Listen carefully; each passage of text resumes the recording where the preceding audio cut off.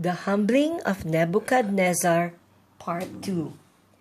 Nebuchadnezzar boasts of his power. A whole year went by and nothing unusual happened. Nebuchadnezzar continued to make the city of Babylon a place of spectacular beauty with all its beautiful hanging gardens. Everything continued as usual. Evidently, Daniel's interpretation of his dream was a big mistake, and Daniel's interpretation of the dream would surely not happen, Nebuchadnezzar thought. Everything in his kingdom was going all along so great. One day, while King Nebuchadnezzar was walking outside his great palace, he looked over the great city of Babylon. He could see the great river and the beautiful hanging gardens stretch out before him. His city of Babylon was now the largest city in the world. He admired his beautiful hanging gardens in the distance. These hanging gardens were an exotic garden spot. They became one of the 7 wonders of the world. They looked like a man-made mountain in miniature constructed from terraced mounds of earth in which Nebuchadnezzar had planted trees from all over the world. He could see the great river flowing through the city which supplied the city's water. The stone bridge crossing the great Euphrates River was a marvel of engineering, as were the series of canals that irrigated the fields. Nebuchadnezzar felt very pleased with himself as he looked at all he had accomplished for his great city of Babylon, and his heart was filled with pride. Although Daniel has told Nebuchadnezzar when he interpreted the dream that God is the real ruler of mankind and that God gives the right to rule to him whomever he wishes, Nebuchadnezzar chose to ignore the fact that it was God who made him king and that it was God that had enabled him to build the great city of Babylon. Nebuchadnezzar's heart was filled with pride as he believed that he himself had done all these great things. The essence of sinful pride is to believe a lie about oneself. Nebuchadnezzar proudly said, "This is the great Babylon that I have built by my power and my might, for the honor of my majesty."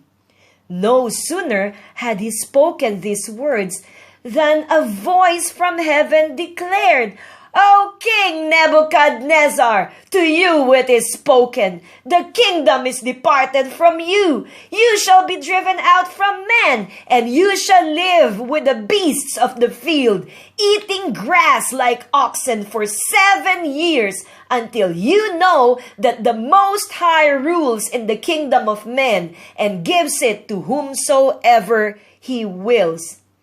Nebuchadnezzar heard the voice and suddenly froze in his tracks. His eyes stared vacantly into space as he remembered his dream. He soon began to growl like an animal, for God was taking his human reasoning from him. In terror and rage like a wild animal, the great king growled and lunged at all who came near him. The palace guards surrounded the king. "He has lost his reason! He is mad! He is like an animal!" they exclaimed. What shall we do with him?" The insane king would not restrain.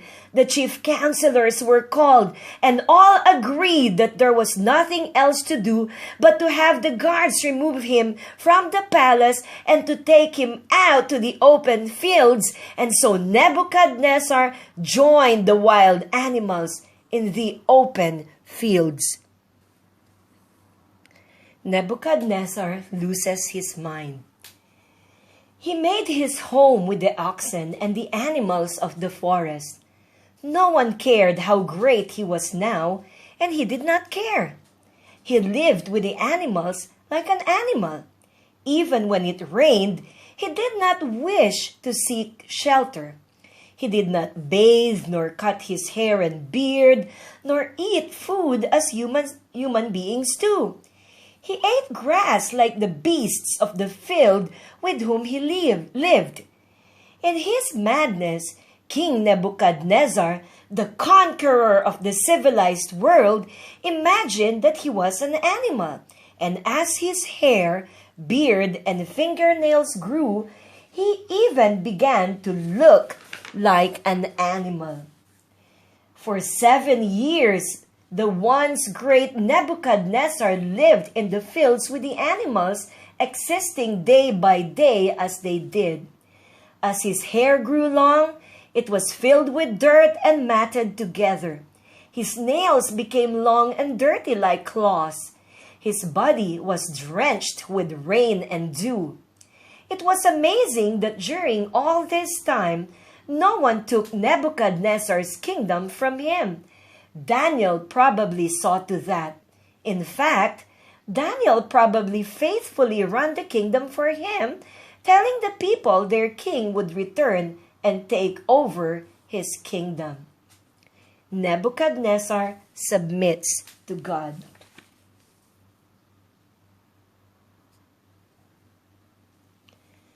After 7 long years of living like an animal, the day came when dirty, filthy, animal-like Nebuchadnezzar looked up to the heaven and acknowledged God as the supreme ruler of the universe.